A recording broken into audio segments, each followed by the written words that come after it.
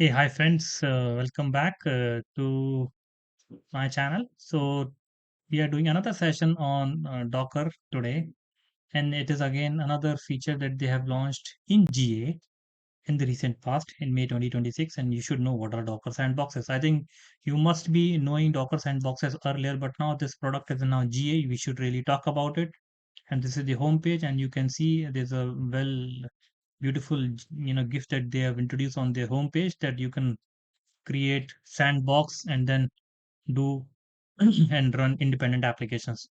Now, what is the benefit of sandbox? It is actually a micro virtual machine that you can run it onto your machine, and then you can do a decoupling of your resources. Like I can run Codex or Claude into one of my sandbox and other things onto other sandbox. It will help you to do bifurcation in terms of network and all those things. So what are the important things that we need to do to make it happen? So if I am doing it on Windows, I need to install Docker Sandbox with this command, and then we can simply we can see the demo also, but we can get into the detailed documentation of the same with the help of simply installing this. So let me go back and then show you how it will look like. So this is a new product which is in GA. I'll open the command prompt. So after installation, the sandbox will show something like this. Okay. What are the things that we can do in this sandbox? So let me show you the things. Let me quickly go to the documentation, right?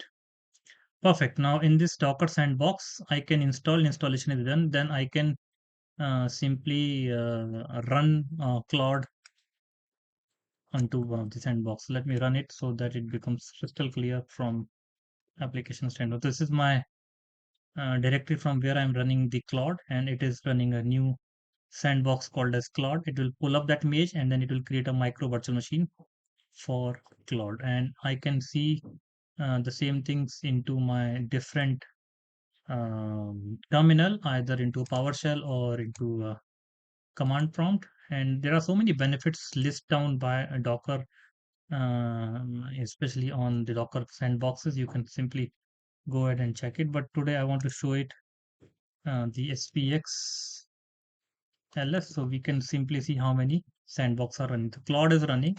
This is the Claude that they have, I have launched as a sandbox, and then this is the GUI, and it is running as a, it is running in the inside sandbox. Now, what are the other things I can do? If you want to see the more details, you can see the get started guide or a usage guide. I'm going a bit slow because this is a new concept, not everyone. So earlier we were installing containers within our virtual machine or into our Linux machine, but with the help of sandboxes, we can simply decouple things so that it becomes easy for understanding, right?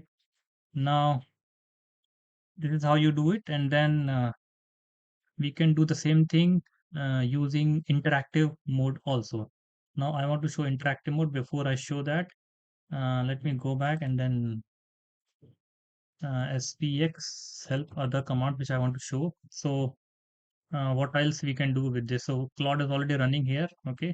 But if I simply see other things, I can create, I can stop, right? I can stop the sandbox, I can remove the sandbox. So if I do SPX stop, I will stop the sandbox which I have just now executed, which is Claude Bhupesh Sharma.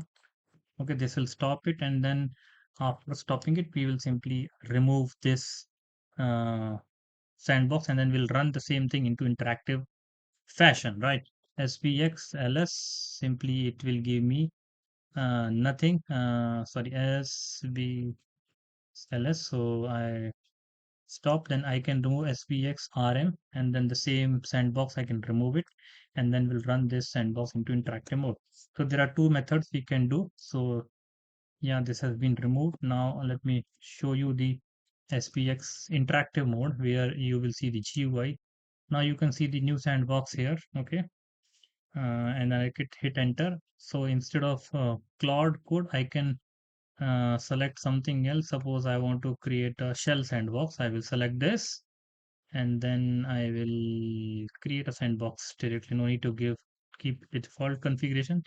Now you see the sandbox is getting created, the shell one, and the same thing which we did from CLI, we can do it from UI also. So this will create sandbox, and then we can check the status parallelly into another terminal, right?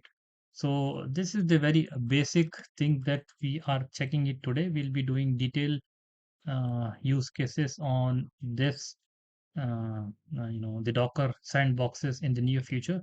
But this is how you actually create any sandbox. So you see now shell sandbox is running. It is taking a 4% of CPU out of 7.7% of GB memory, and then you can simply stop it like this, stopping sandbox. So all these things are configurable with the help of mouse, and then you can remove the same thing which I did using, and then simply I can cancel this or close it, right? So if I do it as VXLS, now I will not see any sandboxes, right? I can launch a sandbox. So this is a very, very basic video that I created on how to create sandboxes, which is in GA. And you should also try it. It's a very cool feature. And then we'll do more detailed use cases on this new product that they have launched in the recent past. So we have already done one video on Docker Gordon in last session, in last chapter. Today we did for Docker sandboxes, and we'll see how we can govern the AI governance piece using govern agents into my next chapter, and then we'll do detailed use cases on all these new products. So stay tuned, and if you have really liked this video, do hit like and share with your friends, and subscribe the channel if you're coming for the first time, so that you can find tons of videos on Grafana, Kubernetes observability, and so on. So I'll take a pause. Thank you for now, and we'll get back to you with a new video on Docker. Thank you. Bye.